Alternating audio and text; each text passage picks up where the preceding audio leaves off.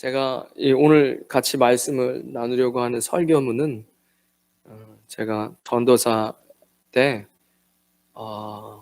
제가 자라왔던 모교에 가서 원로 목사님이 설교를 좀 하라고 하셔서 그때 썼던 설교문인데, 제가 가끔씩 제 신앙을 뒤돌아보면서 하나님 저를 처음 부르실 때 내가 이런 마음이었는데 라는 생각을 합니다.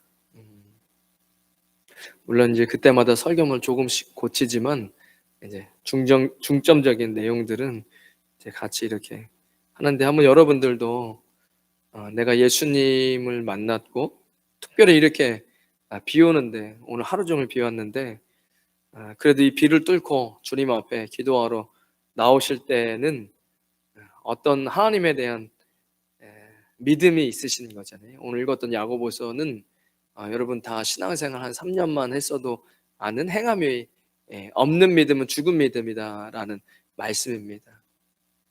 목회자는 목회자에 대한 욕심이 있죠. 우리 아이판 친구들 보면서 때로는 그렇게 미리미리 이야기하고 설교하고 했는데도 그것을 못내, 그 말씀대로 살지 못해서 한 3, 4년 뒤에 세상에 풀이 주고 있는 모습 볼 때면 목회자는 이제 좌절하는 거예요. 그런데 또 어느덧 이렇게 뭐 이게 잘하겠나 해도 하나님 내게 맡겨주신 것을 의무라고 생각하고 계속해서 물을 주면 콩나물이 어느새 자라듯, 또 이렇게 금요일 날 기도하러 나온 또 우리 청년들을 보면 하나님이 인도하시는구나, 이런 생각들을 하게 됩니다. 제가 이 필리핀에 있다가 한국에 들어가서 신대원 마치고, 물론 필리핀에서 신대원 공부를 했지만 그리고 네팔에서 잠깐 선교사 생활을 했는데,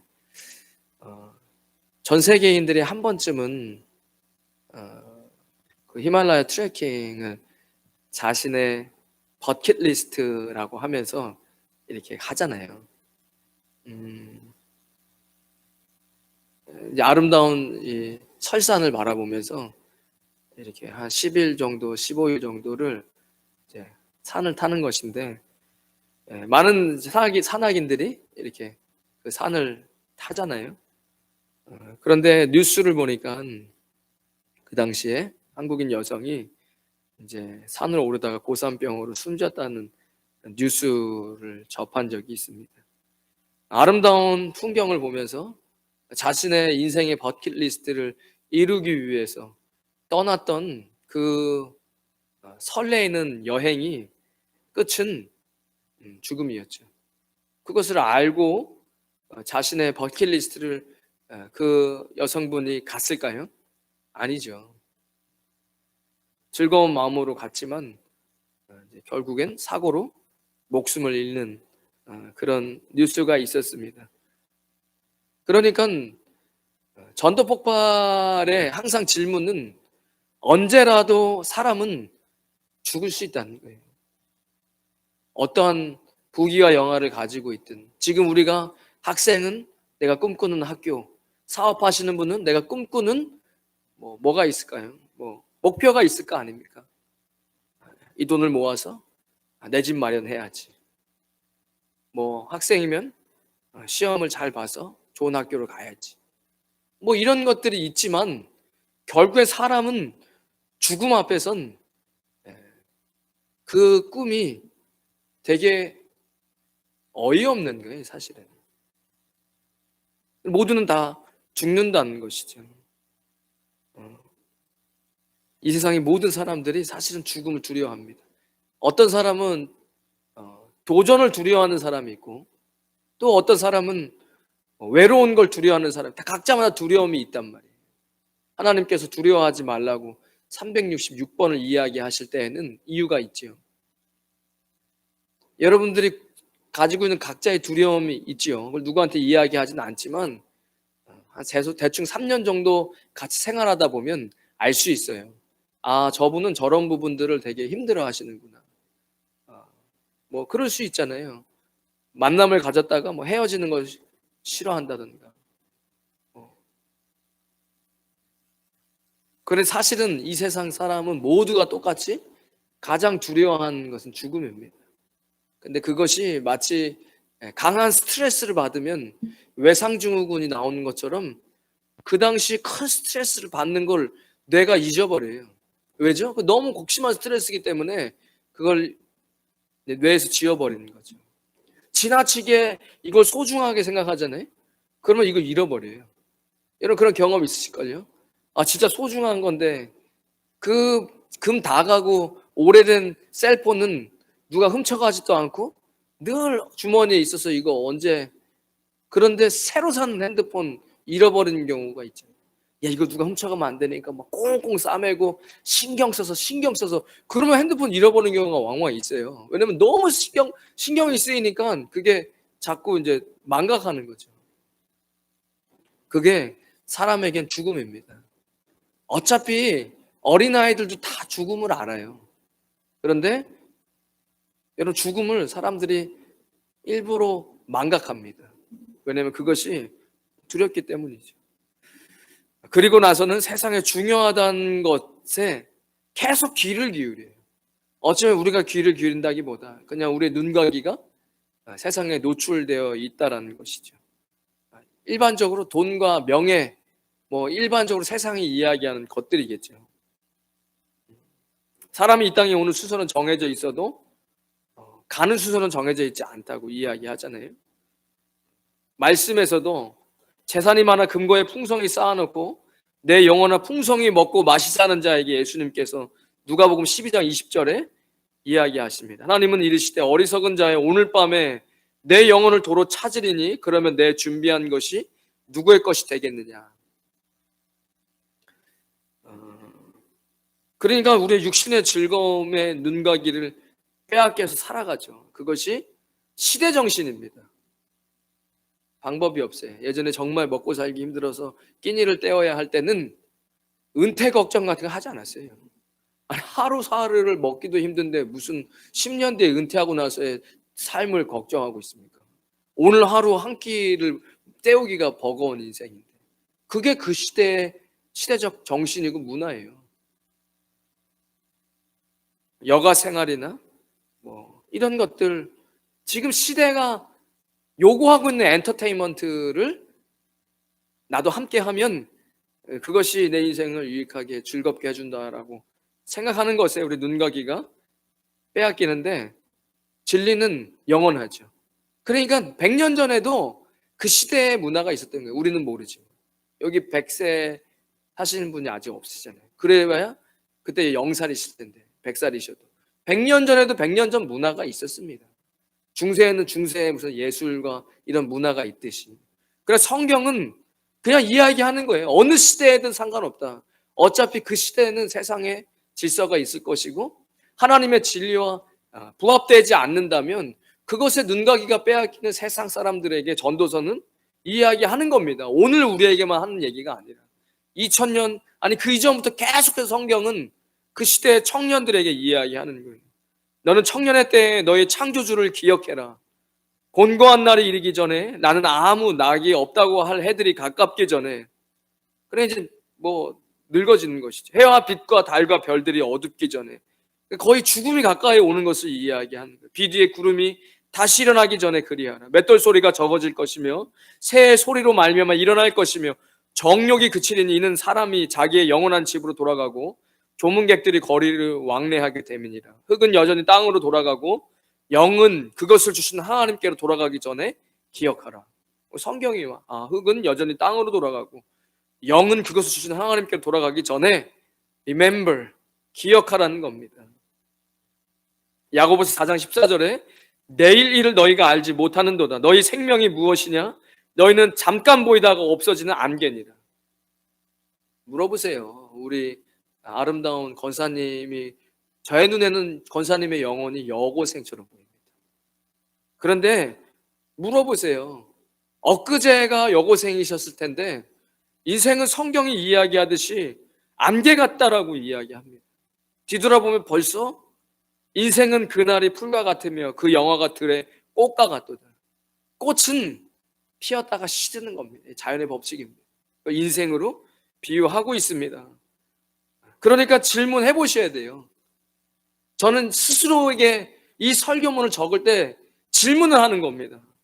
내가 하나님께서 언젠간 우리가 천국문 앞에 서서 하나님을 맞이할 때 내가 너를 이 천국에 들여보내야 하는 이유를 한번 들어보자 라고 물으신다면 여러분 뭐라고 대답하시겠습니까? 비 오는 금요일 밤에 기도하러 나왔습니다 라고 대답하실 겁니까? 안 돼요. 그건 오늘 그 질문을 꼭 찾고 가시기를 주님의 이름으로 축원드리겠습니다. 오늘 본문에 하나님의 뜻을 행하는 자라야 한다라고 이야기합니다. 여러분 주님의 율법을 잘 지키고 살아가십니까? 믿음으로 구원받는 거 아닙니까? 여러분의 믿음은 올바른 믿음이십니까? 한번 점검해 보셔야 됩니다. 내 형제들아 만일 사람이 믿음이 있노라 하고 행함이 없으면 무슨 유익이 있으리요? 그 믿음이 능히 자기를 구원하겠느냐? 그래 믿음으로 구원을 받는데 그 믿음이 도대체 뭐냐는 거예요. 제가 한 10년 전인 것 같아요. 저기서 남선교회 집사님들 뭐였죠? 이 양육반 할 때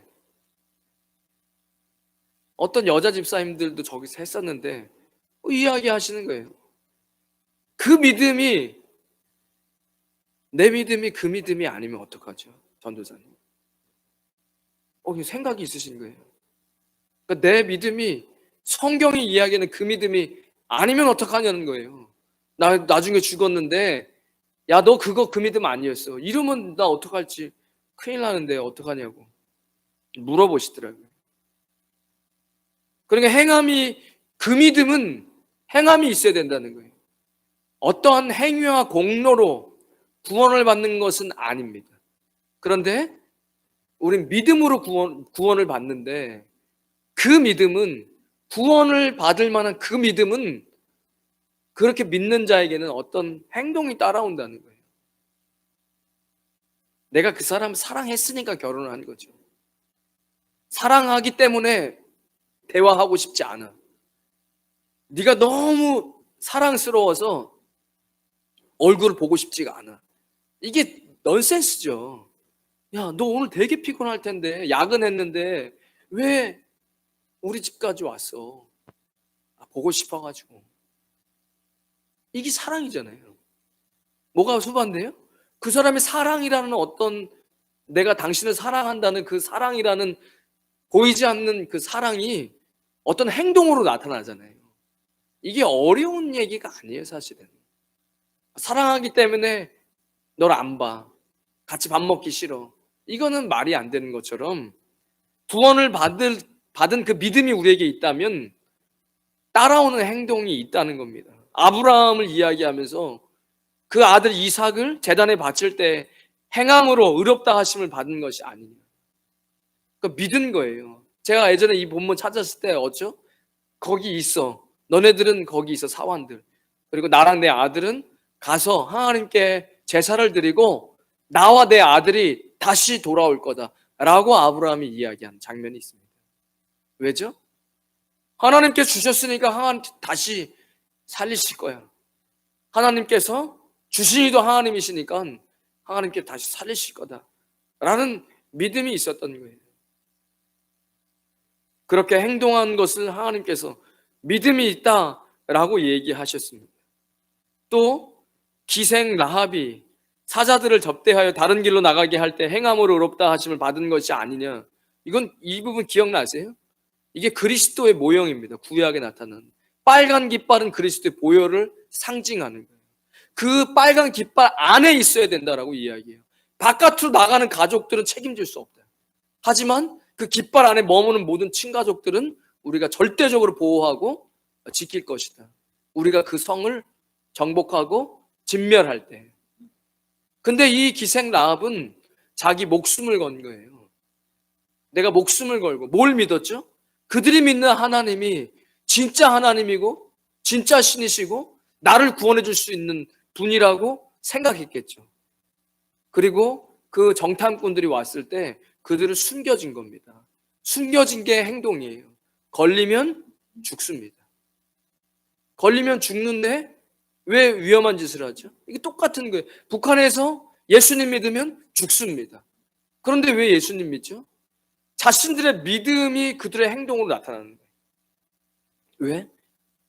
그 여호와 야훼 하나님이 내가 들어보니까 그 출애굽에서 보여줬던 그 하나님 이야기를 듣고 진짜 하나님이다. 나도 그 하나님을 믿고 싶다. 그리고 그가 보여준 믿음의 행동은 목숨을 걸고 정탐꾼들을 숨겨준 겁니다. 그리고 다른 길로 갔다고 거짓말하고, 그래서 그들을 지켜서 보호해주고 마침내 구원을 받죠. 그리고 나중에 다윗의 혈통이 나오잖아요.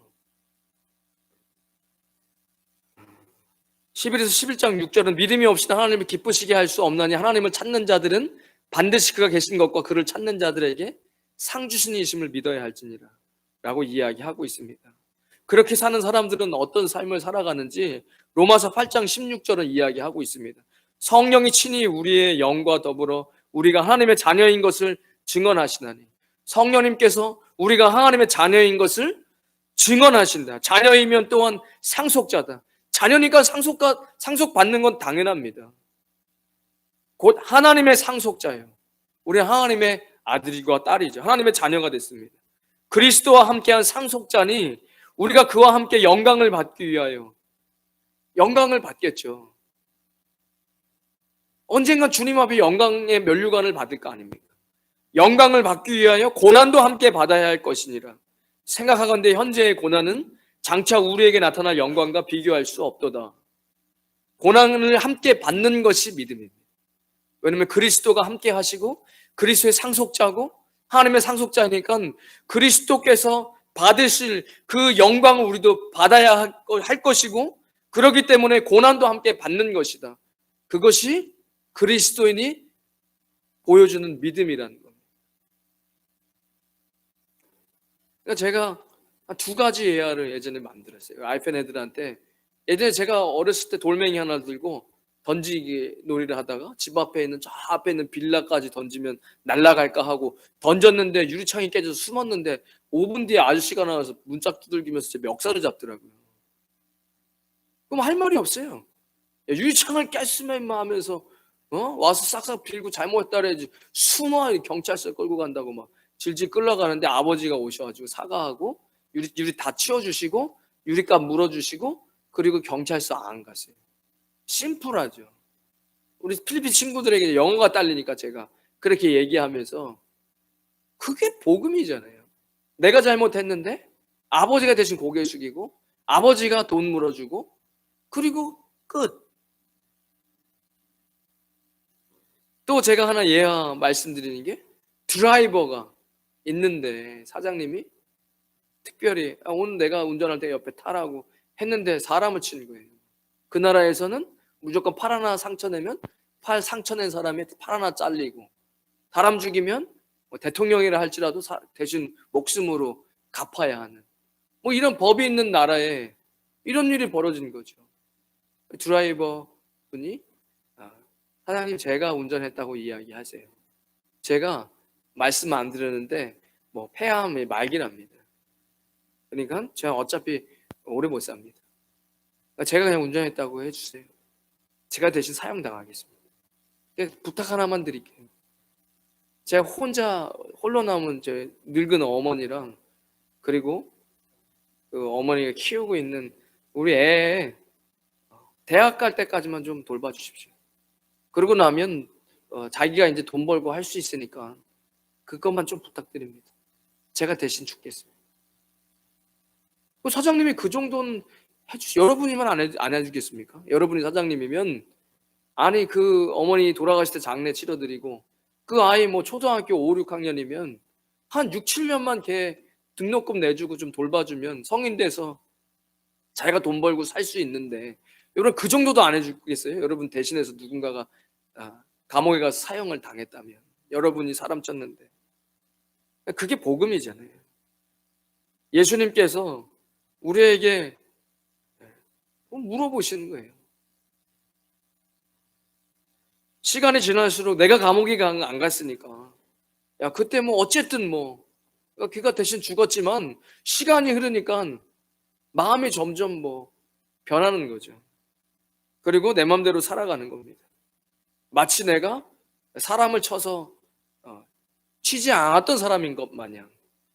그죠? 이미 다 그때 다 끝났고 이제 그 드라이버는 이미 나 대신 처형당한 지가 벌써 한참 지났고.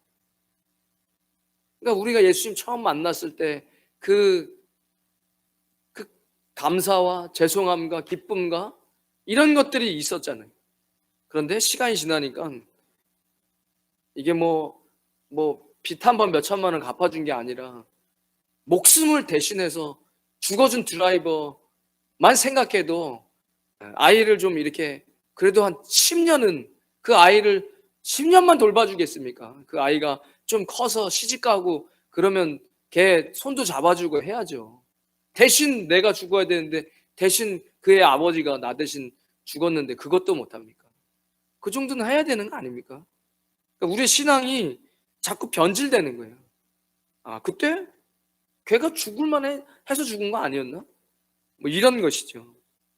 오늘 우리에게 예수님께서 네가 값없이 받은 그 구원의 십자가 사건이 이 땅에서 최고의 가치라는 것을 드러내는데 드러내야 될 거 아닙니까? 그게 복음을 전하는 인생이잖아요. 어둠 가운데 빛이 나는 인생. 이게 드러내는데 나와 같이 뭘 함께하게 할 수 없겠냐라고 물으시는 거예요. 나와 함께 십자가를 질 수 없겠느냐?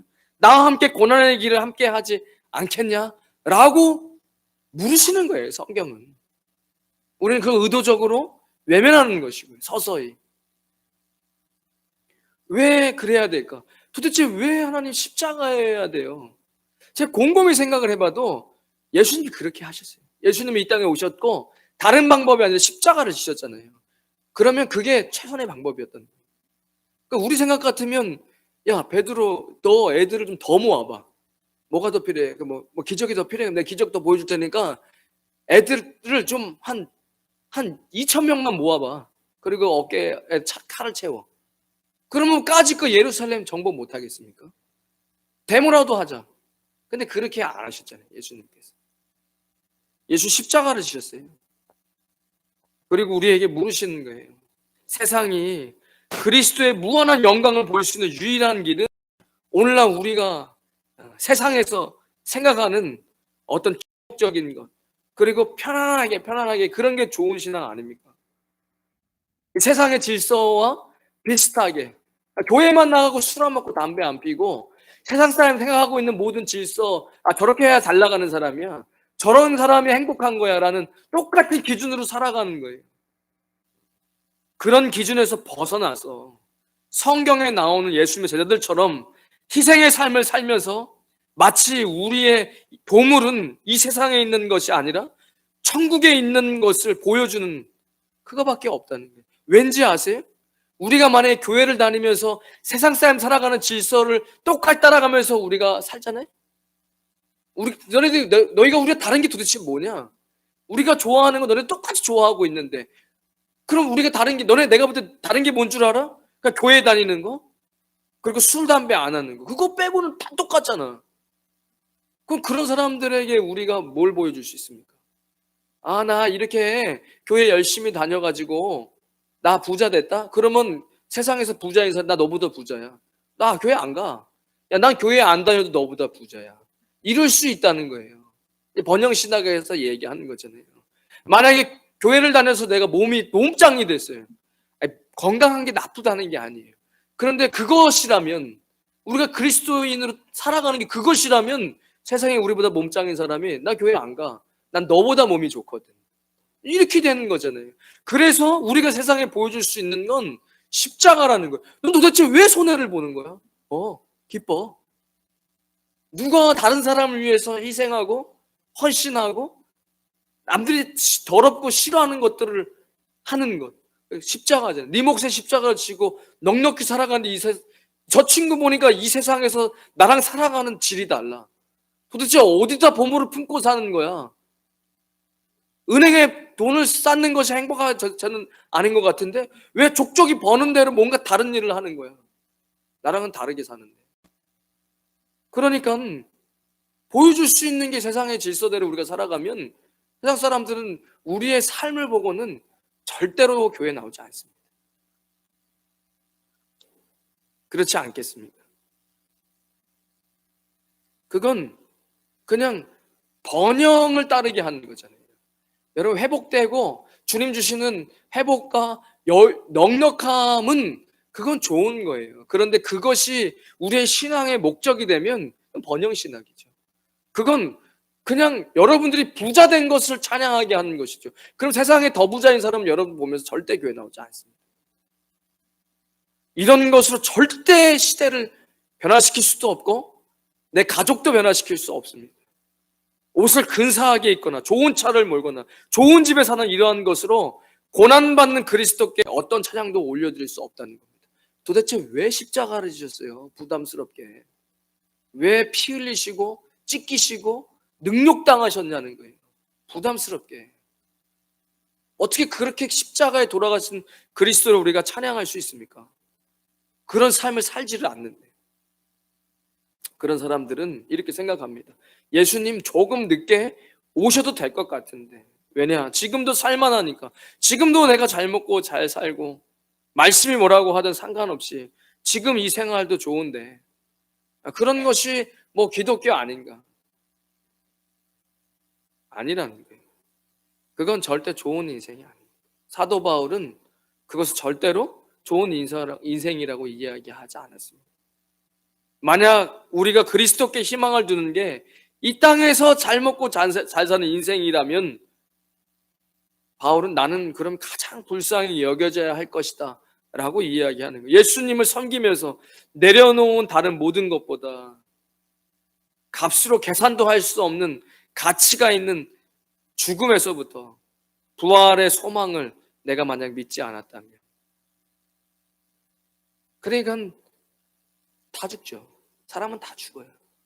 그리고 그 죽음에서 부활의 소망이 없었다면 저는 바울이 예루살렘 들어가야 되나 말아야 되나 얼마나 고민했을까. 들어가면 나도 뭐 예언자들이 예언하잖아요.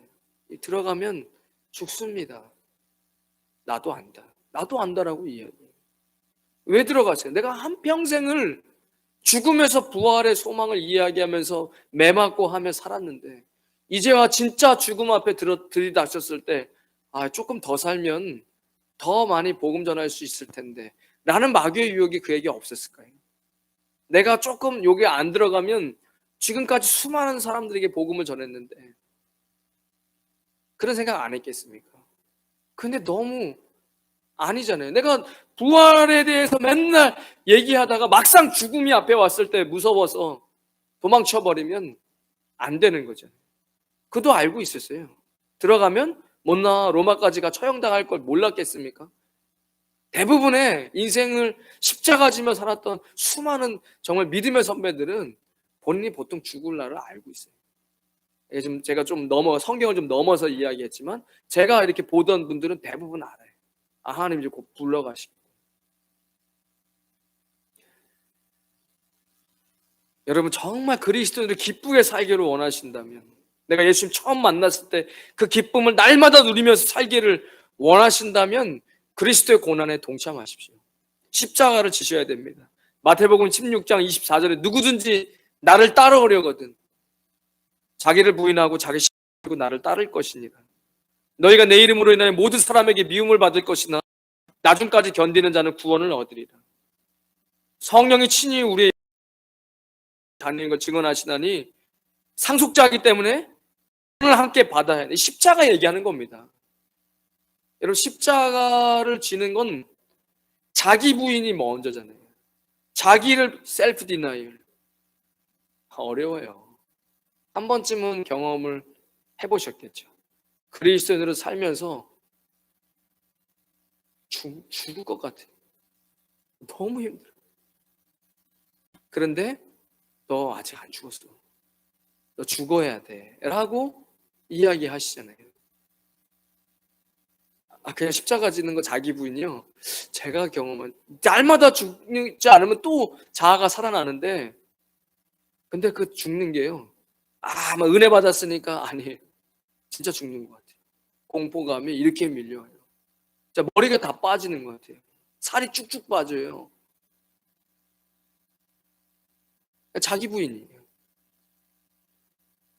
빌립보서 1장 29절에 그리스도를 위하여 너희에게 은혜를 주신 것은 다만 그를 믿을 뿐 아니라 또한 그를 위하여 고난도 받게 하려 하십니다. 우리는 고난을 받아야 돼요. 십자가입니다. 이게 일단 나를 부인해야 돼요. 내가 좋아하는 것을 다 내려놓고, 그리고 내 몫의 십자가를 짓는 거예요. 그 안에서 하나님께서 우리에게 주시는 참된 행복이 우리의 안에서부터 바깥으로 흘러오는 거죠. 바깥으로부터 오는 칭찬, 명예, 물질 이런 거는요 금방 사라집니다. 그리고 마치 이 바닷물 마시는 것처럼 금방 목말라져요. 세상이 주는 기쁨입니다. 그것도 잠시는 기쁘죠. 사람들이 박수 쳐주고, 사람들이 박수 치면요 세상에 주는 거 안 맞을 사람이었어요. 다 교만해져요. 왜냐면 우리는 뼛속까지 교만하기 때문에. 그래서 바울은 나는 날마다 죽는다고 이야기하는 겁니다.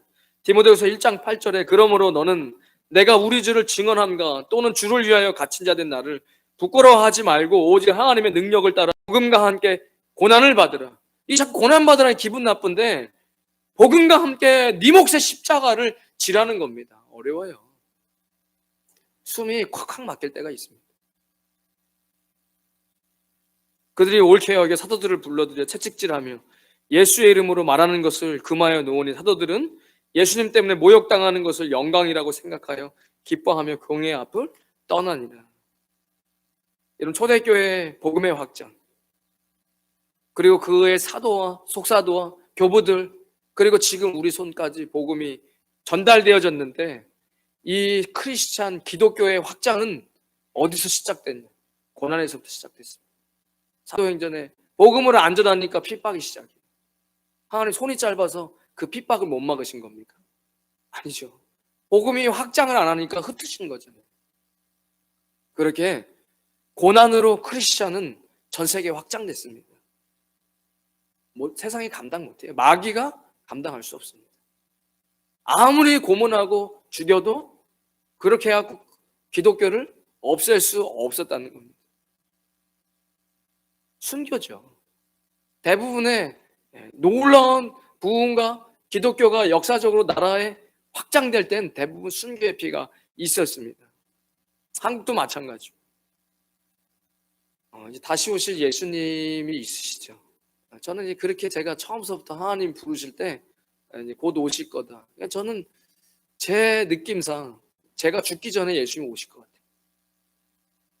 이 마지막으로 꽃피울 그리스도의 날이 있지요. 왜 없겠습니까? 있어요. 하나님께서 전 세계 가운데 부흥을 허락하실 겁니다.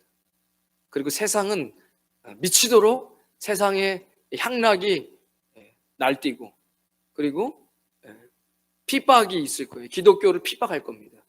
그리고 마지막 놀라운 부흥이 있을 겁니다. 여러분 그리스도의 고난에 동참하십시오. 예수님의 재림의 길을 예비하시고 마지막으로 꽃피울 그리스도의 고난에 동참하십시오. 여러분의 몫에 십자가를 지시면 됩니다. 다만 이뿐 아니라 우리가 환난 중에도 즐거워하나니 이는 환난은 인내를, 인내는 연단을, 연단은 소망을 이루는 줄 알미로다. 그래야 방법 없습니다. 예수님 믿는다는 거, 내 몫에 십자가를 지고 연단을 통해서 소망을 이루는 겁니다.